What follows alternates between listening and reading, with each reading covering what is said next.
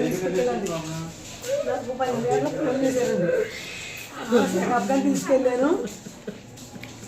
అబ్బాయిని తీసుకెళ్తే కాళ్ళు పొంగాయని ఉండిపోమన్నారు అన్నాడండి. అంటే నేను 4 గంటలకు వచ్చానండి. 4 గంటలకు వచ్చి జాయిన్ చేసి ఆడి ఇంటికి వెళ్ళి అవి చూసుకొని వచ్చాడండి. వచ్చి రాత్రి తెల్లవాళ్ళు ఉన్నాడండి. ఇద్దరం ఉన్నాం. అంతలోకి ఆసవరికి వచ్చిందండి. వచ్చింటే రాత్రి 12:15కి నిప్పులు రావడానికి మాత్ర ఇచ్చారండి. మాత్ర ఇచ్చాక 3 గంటలకి నిప్పులు వెళ్ళిందండి. తీసుకొచ్చాను. తీసుకొస్తే ట్యాబ్లో వచ్చారండి. ట్యాబ్లో వచ్చి టైం ఉందమ్మా, టైం ఉంది అని చెప్తున్నారండి. డాక్టర్ రాలేదా? డాక్టర్ రాలేదండి. ట్యాబ్లో అంటే ఉదయం కూడా చనిపోయేదాకా రాలేదు. తర్వాత వీళ్ళు ఫోన్ చేస్తే వచ్చారు. డాక్టర్ రావడం వల్ల చనిపోయింది. మాకేం తెలుస్తుందండి సారు, మేమే చదువుందా వాళ్ళ కాడ ఉందా? అబ్బాయిని ఎక్కడున్నా అని నేను కొన్నానండి. ఏమవుతుంది ఆవిడ మీకు? మీకు వాళ్ళ మీ అబ్బాయికి కూడా బాగోలేదు. ఎవరండి మీది? మీది ఎవరండి?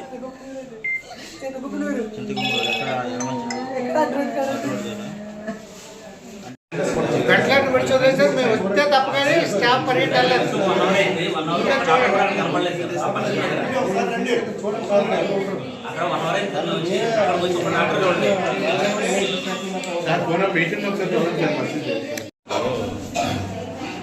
ఏమే ఒకటండి, మనం ఇక్కడ రోజుకి ఇక్కడ కేజీ చేస్తూ ఉంటాం. చేస్తాం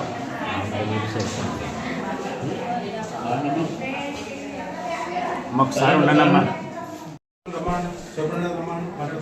నేను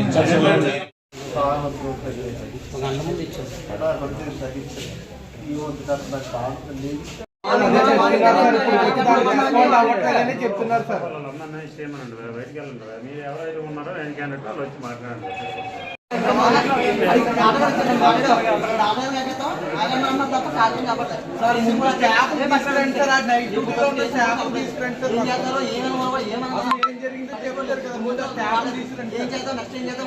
నా పేరు నరసింహమూర్తి అండి.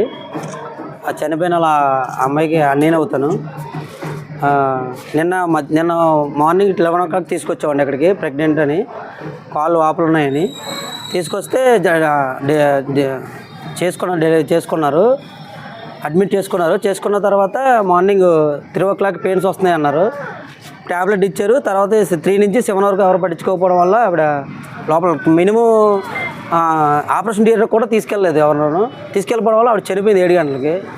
అసలు ఎవరు పట్టించుకోకున్నట్టే ఉన్నారు ఇక్కడ. చాలా దారుణంగా ఉంది పరిస్థితి. ఆమె పేరు దేవి అండి. వాళ్ళ వైఫ్, వాళ్ళ హస్బెండ్ నానాజీ. ఇద్దరు లవ్ మ్యారేజ్ చేసుకున్న తర్వాత హాస్పిటల్లో నమ్మకం వస్తే ఇలా జరిగింది ఇక్కడ. రెండోదండి. ఫస్ట్ది ఇక్కడే జరిగింది కాబట్టి రెండోది కూడా తీసుకొని వచ్చాము. కానీ చాలా దారుణంగా ఉంది. నైట్ నుంచి ఎవరు పట్టించుకున్నట్టే ఉన్నారు. డాక్టర్ని అడిగితే ఆవిడ 3 o'clock వెళ్ళారు డాక్టర్ గారి దగ్గరికి.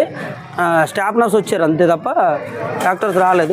మినిమం అసలు లోపల కూడా తీసుకెళ్ళకుండా అక్కడే ఉన్నారు. ఇప్పుడు ఢిల్లీ వాళ్ళ పరిస్థితి కూడా చాలా దారుణం. తీసుకోలేకపోతున్నాడు. ఇప్పుడు ఆ న్యూస్ని తీసుకోలేకపోతున్నాడు ఆయన.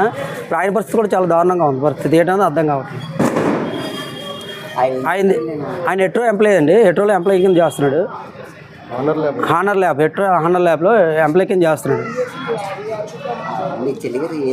ఇది 30 ఉంటుందండి. ఇద్దరిదే సేమ్ క్లాస్మేట్స్. 32 ఉన్నాం. నేను డాక్టర్ చేతన అండి. ఏరియా హాస్పిటల్ నర్సీపట్నంలో డ్యూటీ గైనకాలజిస్ట్గా చేస్తున్నాను. నిన్న ఈ పేషెంట్ రెండో కాన్పు, ముందు నార్మల్ డెలివరీ. మామూలుగా డెలివరీ కోసం ఓపీకి వచ్చి చూపించుకుంటే డేట్లు దగ్గర ఉన్నాయని డెలివరీ కోసం మేము అడ్మిట్ చేసాము. ఆమెకు అడ్మిట్ చేసేటప్పుడు ఏ నొప్పులు కానీ ఏమీ ఇబ్బంది అయితే లేదు.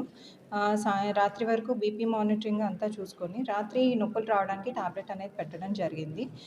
టాబ్లెట్ పెట్టాక 4 గంటల నుంచి చిన్న చిన్న నొప్పులు మొదలయ్యాయి పేషెంట్కి. 7 గంటల ఆ ప్రాంతంలో ఉమ్మునీరు పోయిందని చూడడానికి వెళ్ళేటప్పటికి సడన్గా ఒక్కోసారి ఏమవుతుందంటే ఈ ఉమ్మునీరు పోయేటప్పుడు చాలా రేర్గా ఉమ్మునీరు అనేది పేషెంట్ యొక్క బ్లడ్లోకి వెళ్ళే అవకాశాలు ఉంటాయి. అలా జరిగి సడన్గా కార్డియాక్ అరెస్ట్ అనేది రావడం జరుగుతుంది.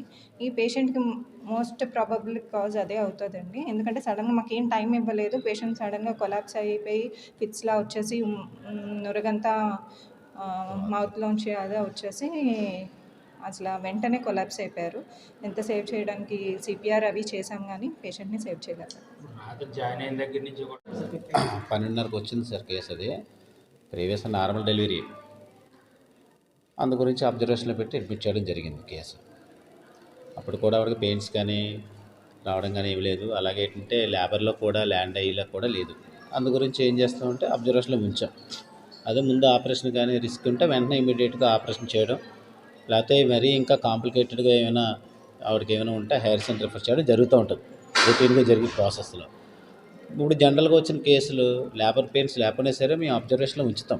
హాస్పిటల్లో ఉంచి 24 hours అబ్జర్వేషన్లో ఉంచి ఆ లోపల బేబీ మూమెంట్స్, అలాగే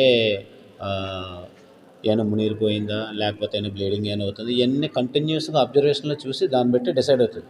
మ్యాక్సిమం నార్మల్గా చూస్తాం. అయితే ఈ విధంగా రొటీన్గా జరుగుతుంది. అయితే ఈ కేసు విషయం ఏంటంటే వచ్చినప్పుడు లేబర్ పెయిన్స్తో రాలేదు. వచ్చినప్పుడు ఏంటంటే 12:30 ఆ టైంకి వచ్చి తీసుకొచ్చారు, అబ్జర్వేషన్లో ఉంచారు. ఉంచిన తర్వాత నైట్ అంతా మానిటరింగ్ చేస్తూ ఉన్నారు. ఇక్కడ డాక్టర్ గారు చూడడం జరిగింది, స్టాఫ్ కూడా కంటిన్యూ మానిటరింగ్ చేయడం జరిగింది. ఎక్కడ నిర్లక్ష్యం ఉంటే ఎక్కడ ఏం జరగలేదండి. అయితే కొన్ని కేసెస్ అంటూ ఎలా ఉంటాయి ఏంటంటే, ఇప్పుడు అది నార్మల్ డెలివరీ చేసేలాగా పొజిషన్ లాగా డెలివరీ అవ్వాలి అంటే ఫుల్ డైలటేషన్కి వచ్చి పెయిన్స్ అయ్యి ఉంటే అప్పుడు నార్మల్ డెలివరీ చేయడానికైనా చేస్తారు. లేదు నొప్పిలో పోతుంది, ఒక డెలివరీ కష్టం అవుతుందంటే ఇమీడియట్గా ఆపరేషన్ చేయడానికైనా ముందుకెళ్తారు.